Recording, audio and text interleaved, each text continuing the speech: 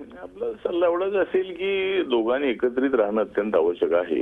एक तर ही गेली 25 वर्ष शिवसेना बीजेपी चालायचं आहे आणि दोन्ही काँग्रेसला हरवण्यासाठी ते सातत्यानं प्रयत्न करत आलेले आहेत आणि एकदाच त्यांना 95 मध्ये सत्ता मिळाली, पण नंतर गेल्या 15 वर्षामध्ये शिवसेना भाजपला सत्ता मिळाली नाही. तर आता एक तर दोघांनी एकत्रित राहणं अत्यंत आवश्यक आहे. जो उद्धवजींनी दिलेला फॉर्म्युला जो आहे त्याचा विचार करण्याच्या दृष्टिकोनातून बीजेपीने प्रयत्न करावा, किंवा आम्ही काल असा प्रस्ताव तर दिला होता की 144 आणि 144, 124 आणि मित्रपक्षांना 20 जागा.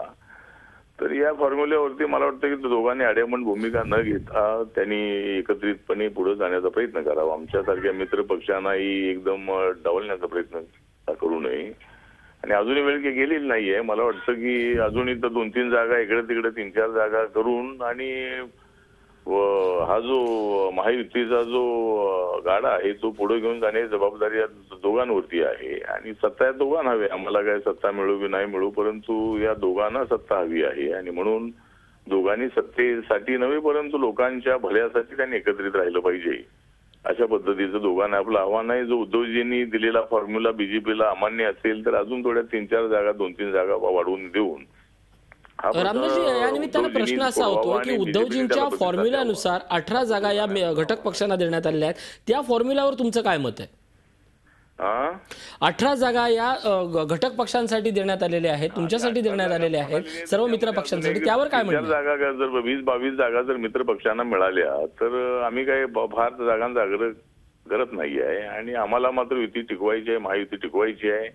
त्यामुळे 18 जागा आहेत, अजून त्यामध्ये 2 किंवा 4 जागा वाढवून हा प्रश्न सोडवा असं आमचं म्हणणं आहे. नक्कीच. या निमित्तानं आता जी सगळ्यात महत्वाची भूमिका येते त्या संदर्भात बोलणार आहोत. झी 24 तासचे मुख्य संपादक डॉक्टर उदय निरगुडकर थेट तुमच्याशी बोलतायत. आपल्यासोबत रामदास आठवले आहेत आणि राजू शेट्टी देखील आहेत. Over to Uday sir.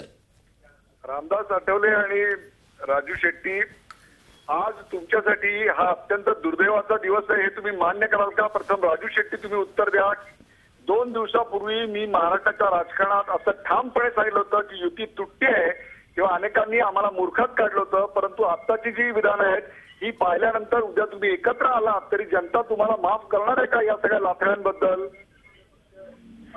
निश्चितच महायुतीचं नुकसान झालेलं आहे. मी तुमच्या मताशी सहमत आहे.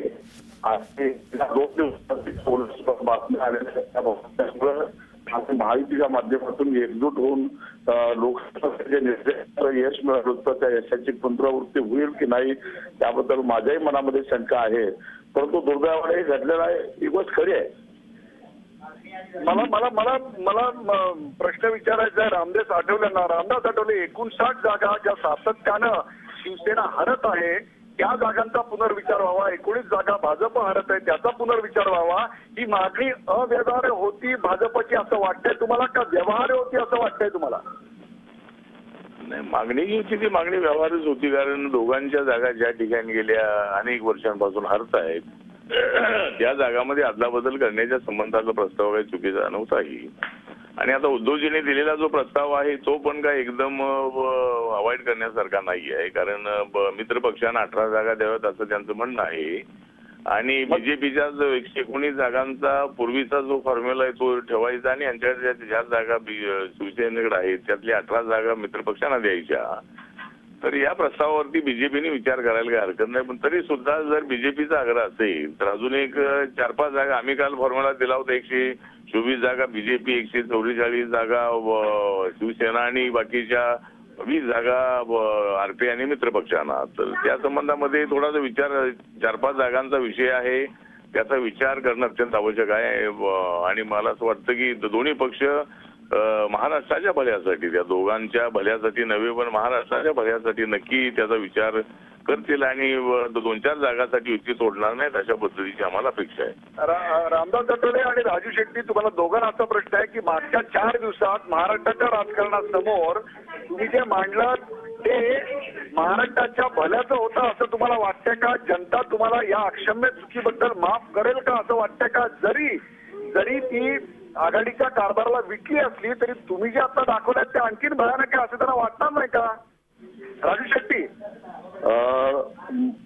आपण म्हणताय ते बरोबर आहे, परंतु मी तुमच्या मताशी सहमत नाही. शेवटी महायुतीतले प्रत्येक पक्ष काहींचा अपवाद सोडला तर लोकशाही मानणारे आहेत आणि लोकशाहीमध्ये मतमतांतरही असतातच, परंतु या सगळ्यांना एकत्रित करून एक प्रभावी असा पर्याय घेऊन आम्ही लोकसभेला लोकांच्या समोर गेलो होतो. लोकांनी त्याला मान्यता दिलेली होती आणि त्याचीच पुनरावृत्ती विधानसभेच्या निवडणुकीत सुद्धा होणार होती. अजूनही होणार नाही अशातला भाग नाही, कारण सगळ्या महाराष्ट्राला माहिती आहे की याच्यामध्ये काय घडलेलं आहे, कुणी प्रामाणिकपणाने प्रयत्न केले आहेत. मगाशी आठवले साहेबांनी जो मुद्दा उपस्थित केला की 59 जागांच्या अदलाबदलीचा, एक लक्षात घ्या की युतीची महायुती झाली कारण सातत्यानं शिवसेना आणि भारतीय जनता पक्ष ज्या ठिकाणी हरत होती तिथं जिंकता येईल या उद्देशानं या उर्वरित 4 घटक पक्षांना घेऊन महायुती करावी लागली. याचा अर्थ त्याचं बरंचसं उत्तर शोधलेलं होतं, परंतु घटक पक्षांना जागा देत असताना दोघांनीही कंजूसपणा दाखवला ही वस्तुस्थिती नाकारता येत नाही. तरी सुद्धा मी आपल्याला सांगतो की हे केवळ भांडतायत, पण ते महाराष्ट्रात दरोडा घालतायत. त्यामुळं त्या दरोडेखोरांच्या पेक्षा ही महायुतीतली भांडणं परवडली असं निश्चितच जनता विचार करेल असं मला वाटतं. बोला.